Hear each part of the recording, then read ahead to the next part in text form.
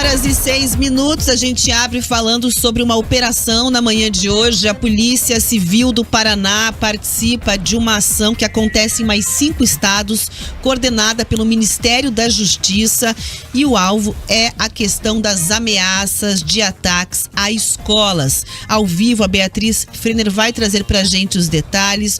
Oi, Bea, bom dia pra você mais uma vez. Oi, Rafa, bom dia de novo para você, para o Escola, bom dia para todos aqui do estado do Paraná acompanhando a gente agora com as informações a respeito dessa operação do Núcleo de Combate aos Cybercrimes, que são os crimes virtuais. Então essa é uma ação desencadeada tanto pelo GAECO, que também tem um departamento específico do Ministério Público voltado para essa questão da segurança nas redes, e da Polícia Civil.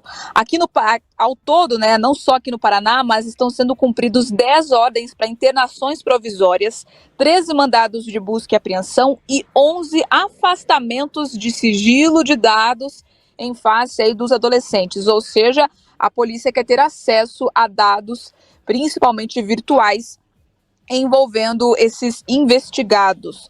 O objetivo dessa operação é cumprir, então, com ordens judiciais que foram deferidas pela Vara da Infância e Juventude de Blumenau, a respeito aí de busca e apreensão dos adolescentes envolvidos em planejamentos de ataques em escolas de diferentes regiões do Brasil, incluindo aqui do estado do Paraná. A gente fala de pelo menos 5 estados do Brasil onde essa operação está sendo deflagrada. As investigações começaram logo depois do que aconteceu lá no dia 5 de abril, na creche de Blumenau, em que 4 crianças morreram na hora e outras 5 ficaram gravemente feridas. Dentro de alguns instantes, o doutor José Barreto, que é o delegado responsável por essa área da Polícia Civil, vai trazer detalhes aqui para a gente, para entendermos, como que foi o desmembramento, o desdobramento também dessa operação aqui no estado do Paraná, se a gente teve algum adolescente apreendido, encaminhado para algum internamento também aqui no nosso estado, e qual também que é o desfecho que eles estão apurando, dessas investigações, de que forma que está essa situação de ameaças no estado do Paraná envolvendo as escolas. A gente sabe que tem muita coisa que é boato, que rola nas redes sociais, que é o fake, que é criado justamente para assustar muitas pessoas, mas sim, também tem investigação ocorrendo em 5 estados diferentes, tem fatos que são verdadeiros e que estão sendo apurados pela polícia e pelo MP. Rafa. Obrigada, Bea. É isso, então. E falando sobre essa questão das escolas, antes de passar a bola para o comentário, vale só dizer o seguinte, não é uma preocupação isolada. A Bea bem pontuou ali que muitos pais ainda seguem num clima de insegurança em razão do que acontece nas redes sociais. A gente fica sendo bombardeado aí por datas, anúncios, pais que veem fotografias tiradas de contexto, sem data. A polícia alerta em relação à questão das fake news, que pipocaram aí nas redes sociais, e também as autoridades cobram a questão de monitoramento do que acontece nas redes, mas enquanto isso nós na ponta, aqui na beirada, a gente fica sofrendo com as mensagens que vão chegando em grupo de WhatsApp. Tem que se blindar muito bem, para você ter ali a segurança de que aquilo não passa de uma notícia fake, uma questão de plantada ou preparada para montar insegurança. Não é verdade, Escola? É isso. E esse tipo de operação que a polícia está fazendo, com essa integração nacional, é fundamental até por isso que a Rafa está falando, para separar o que é verdade daquilo que é mentira. A polícia precisa fazer essa filtragem, porque tá muito difícil para pai e mãe fazer esse tipo de filtragem, para escola, para diretora de escola fazer esse tipo de filtragem, porque as ameaças fajutas acontecem todos os dias.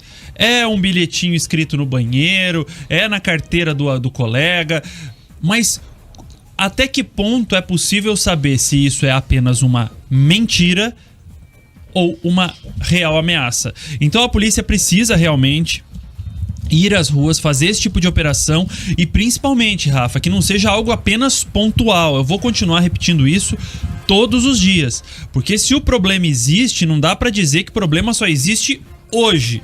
Esse problema é um problema crônico, pelo que a gente está percebendo, apesar também de falácias, de coisas que a gente vem ouvindo aí. Daqui a pouco a Rafa vai falar de uma declaração do presidente que chega a beirar o ridículo, porque a gente não consegue entender como que tanta informação vem de tanto lado e qual informação é a correta. nós não conseguimos fazer essa filtragem. Então, que os especialistas, seja de segurança pública, de tecnologia, os educadores, pedagogos, psicólogos, que até agora eu não vi ninguém se envolver demais nesses assuntos, apareçam. Eu digo ninguém se envolver do setor público, tá?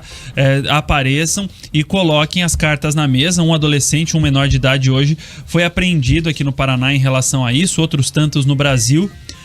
Então, vamos tirar de circulação, vamos dar nome aos bois. Eu sei que não pode divulgar, não pode, mas ele vai sentir a vergonha ou não, mas sendo pego pela polícia, algo vai acontecer. O que eu penso é assim, a questão da resposta que dê segurança aos pais tem que ser tão eficiente quanto a penetração e a força das fake news.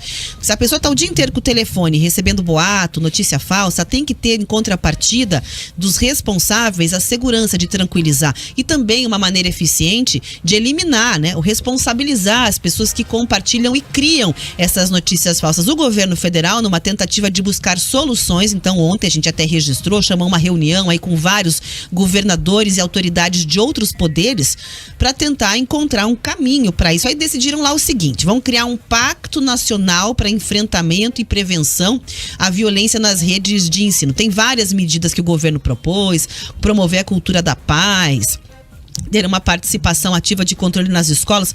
O que a gente se pergunta é quando é que isso vai acontecer efetivamente. Vai começar quando o trabalho contra bullying? Quanto o trabalho de fiscal? É hoje que vai começar isso? Porque a reunião foi ontem. Educação, pensa, né? O tamanho do Brasil, o tamanho dessa rede, o tamanho... E quando a gente fala em poder público, em geral, a gente pensa em lentidão de respostas. O governador do Paraná, que já tinha anunciado medidas, inclusive estava nessa reunião, né? A gente trouxe ao vivo o anúncio, inclusive, e falou que vai investir no Paraná, para os pais que estão acompanhando e têm filhos em escolas públicas, na ampliação de escolas cívico-militares, que segundo ele, esse tipo de intercorrência, a segurança, a questão de clima na escola mesmo acaba sendo muito mais tranquila, é a interpretação do governo atual, e diz que vai conduzir dessa maneira, e também, obviamente, em contrapartida, prometeu um reforço na questão do policiamento nas escolas. Então vamos ver o que o governador falou aí. Inclusive, mais uma vez, trouxe a linha de que as escolas devem ser o espaço mais seguro que qualquer outro lugar na rua. Vamos ouvir o governador do Paraná.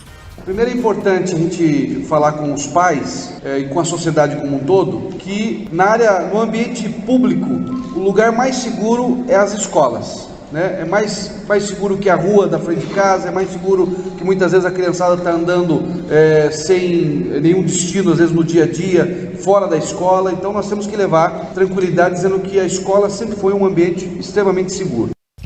Bom, então o presidente Lula também, os governadores se afinando nessa linha que tem que buscar segurança nas escolas, propôs lá a criação de um conselho nacional específico para tratar do tema, que reúna, né, governo, deputados, justiça nesse debate, e também anunciou incentivos financeiros para os estados para que possam investir em medidas de segurança e prevenção nas redes de ensino. Lula também falou sobre a participação dos pais nesse processo todo.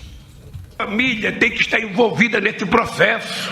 A família tem que ter responsabilidade em ajudar a cuidar. A escola, no Plano Nacional, no PNBE que nós aprovamos, a gente previa que a comunidade teria que assumir responsabilidade pela escola. O que nós precisamos, na verdade, é ter em conta que a humanidade está mudando de padrão de comportamento.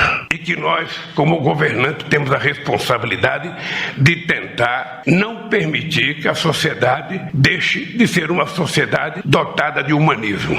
Bom, também gerou polêmica aí o presidente da República, porque atribuiu o aumento da violência à questão do consumo de videogames. Vamos ouvir o que ele falou. Nós temos que pensar o que eu ensino para o meu filho dentro de casa. Quando meu filho tem 4 anos que ele chora, o que eu faço para ele? Eu dou logo um tablet para ele, estou aqui para você brincar, sabe? Ensino logo um joguinho. Não tem jogo, não tem game falando de amor. Não tem game falando de educação. É game ensinando a molecada a matar. A sociedade está mudando de comportamento, mas alguns discursos e burocracias do governo na hora de resolver os problemas parecem bem antigos. Escola. É fácil apontar o dedo, viu, Rafa? Eu recebi agora, enquanto a gente falava desse assunto, a Marta Mello mandou aqui pra mim o seguinte, ela tá nas redes sociais, no Instagram. Ao invés de compartilhar ameaças às escolas e alarmar a todos, olhe a mochila do seu filho antes dele sair de casa. Olhe as gavetas do seu filho dentro de casa, o celular dele, o histórico de conversas, pesquisas na internet. A privacidade dos filhos é limitada. A autoridade em sua casa é você, pai e mãe. Não estou culpando, mas deve haver também esse monitoramento. Pai e mãe têm essa responsabilidade, claro, e quando o Lula fala que videogame é o grande culpado, o grande vilão, há também que ponderar.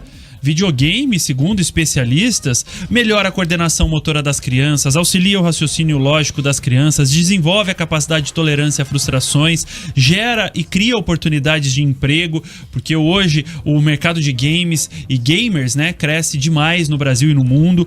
Mas também há malefícios, por exemplo, como o sedentarismo, os problemas de posturas e posturais, e gera sim problemas sociais, Rafa.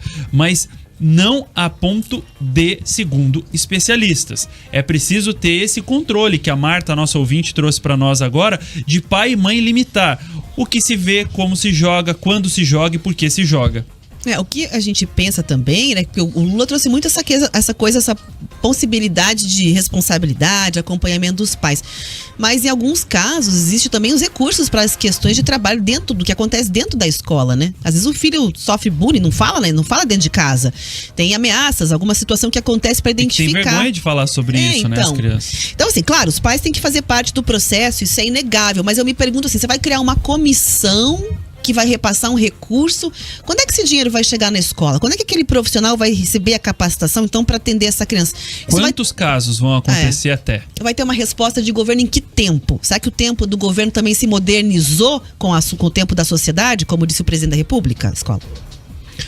Não sei, Rafa, porque a teoria é sempre linda nessas reuniões de governadores com o presidente, do presidente com sei lá quem. Por que não torná-las todas práticas, essas medidas, ao invés de ficar só na conversa? Que tem tantas situações emergenciais, por exemplo, a reforma do Palácio, a compra disso e daquilo. Por que não tornar esse que é um problema hoje social brasileiro como uma situação emergencial? As nossas estradas, que são situações emergenciais, fica muito no campo da conversa e pouco no campo da prática. Agora, 11h19.